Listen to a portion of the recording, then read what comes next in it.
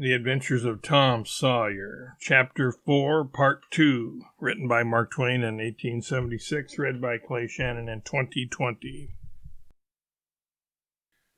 The latter third of the speech was marred by the resumption of fights and other recreations among certain of the bad boys, and by fidgetings and whisperings that extended far and wide, washing even to the bases of isolated and incorruptible rocks like Sid and Mary. But now every sound ceased suddenly. With the subsidence of Mr. Walter's voice, and the conclusion of the speech was received with a burst of silent gratitude. A good part of the whispering had been occasioned by an event which was more or less rare. The entrance of visitors. Lawyer Thatcher, accompanied by a very feeble and aged man, a fine, portly, middle-aged gentleman with iron-gray hair, and a dignified lady who was doubtless the latter's wife. The lady was leading a child. Tom had been restless and full of chafings and repinings, conscience-smitten too. He could not meet Amy Lawrence's eye. He could not brook her loving gaze.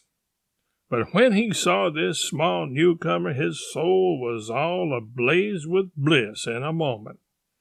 The next moment he was showing off with all his might, cuffing boys, pulling hair, making faces, in a word, using every art that seemed likely to fascinate a girl and win her applause.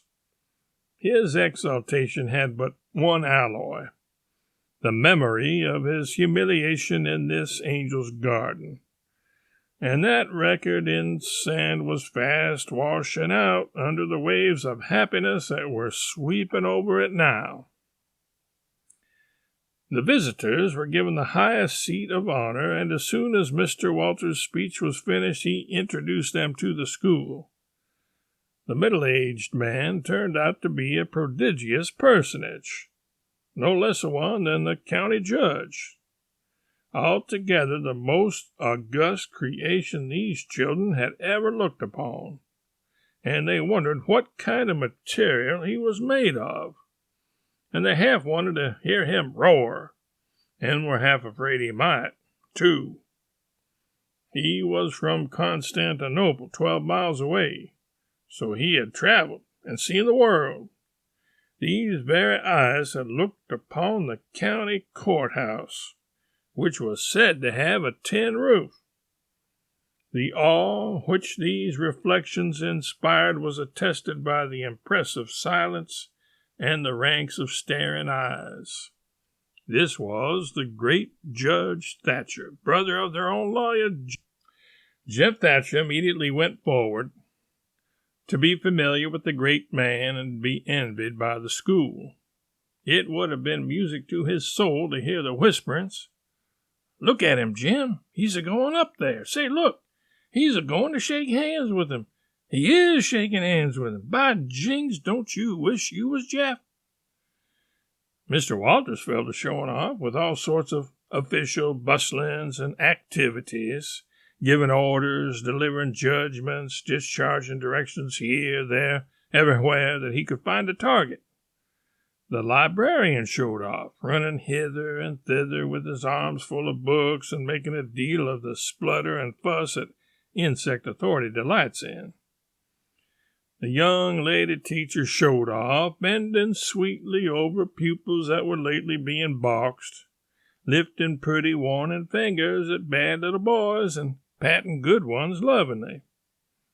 The young gentleman teacher showed off with small scoldings and other little displays of authority and fine attention to discipline.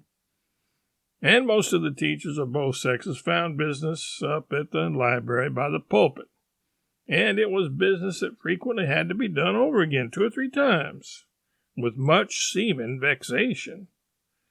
The little girls showed off in various ways, and the little boys showed off with such diligence that the air was thick with paper wads and the murmur of scufflings. And above it all, the great man sat and beamed a majestic judicial smile upon all the house, and warmed himself in the sun of his own grandeur, for he was showing off too. There was only one thing wanting to make Mr. Walters' ecstasy complete, and that was a chance to deliver a Bible prize and exhibit a prodigy. Several pupils had a few yellow tickets, but none had enough. He had been around among the star pupils inquiring. He would have given worlds now to have that German lad back again with a sound mind. And now, at this moment, when hope was dead, Tom Sawyer came forward with 9 yellow tickets, 9 red tickets, and 10 blue ones, and demanded a Bible. This was a thunderbolt out of a clear sky. Walters was not expecting an application from this source for the next 10 years. But there was no getting around it. Here were the certified checks, and they were good for their face.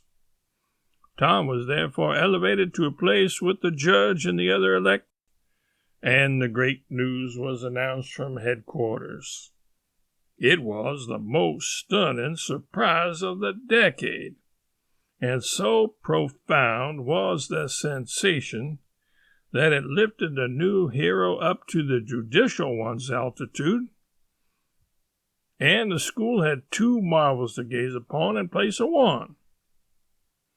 The boys were all eaten up with envy, but those that suffered the bitterest pangs were those who perceived too late that they themselves had contributed to this hated splendor by trading tickets to Tom for the wealth he had amassed in selling whitewashing privileges. These despised themselves as being the dupes of a wily fraud, a guileful snake in the grass.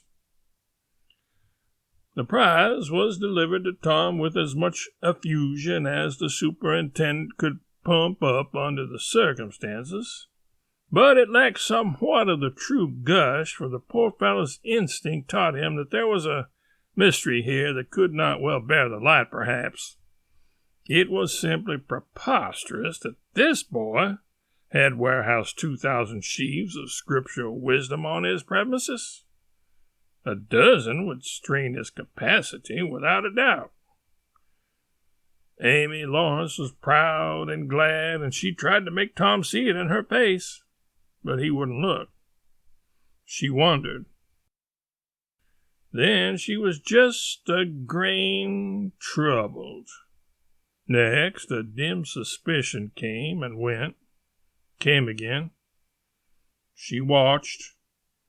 A furtive glance told her worlds, and then her heart broke, and she was jealous and angry, and the tears came, and she hated everybody.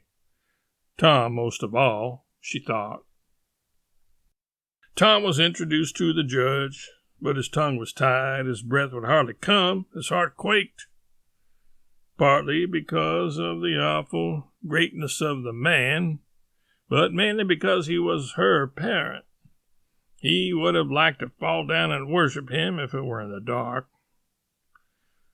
The judge put his hand on Tom's head and called him a fine little man and asked him what his name was. The boy stammered and gasped and got it out. Tom. Oh, no, not Tom. It is Thomas. Ah, that's it.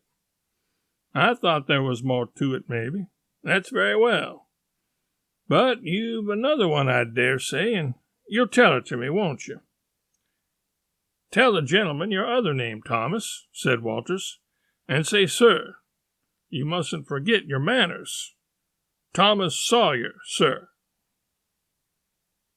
That's it. That's a good boy. Fine, manly little fellow. 2,000 verses is a great many. Very, very great many. And you never can be sorry for the trouble you took to learn them. For knowledge is worth more than anything there is in the world. It's what makes great men and good men. You'll be a great man and a good man yourself someday, Thomas. And then you'll look back and say, It's all owing to the precious Sunday school privileges of my boyhood. It's all owing to my dear teachers that taught me to learn. It's all owing to the good superintendent who encouraged me and watched over me and gave me a beautiful Bible, a splendid, elegant Bible, to keep and have it all for my own, always. It's all owing to right bringing up. That is what you will say, Thomas. And you wouldn't take any money for those 2,000 verses. No, indeed, you wouldn't. And now, you wouldn't mind telling me and this lady some of the things you've learned.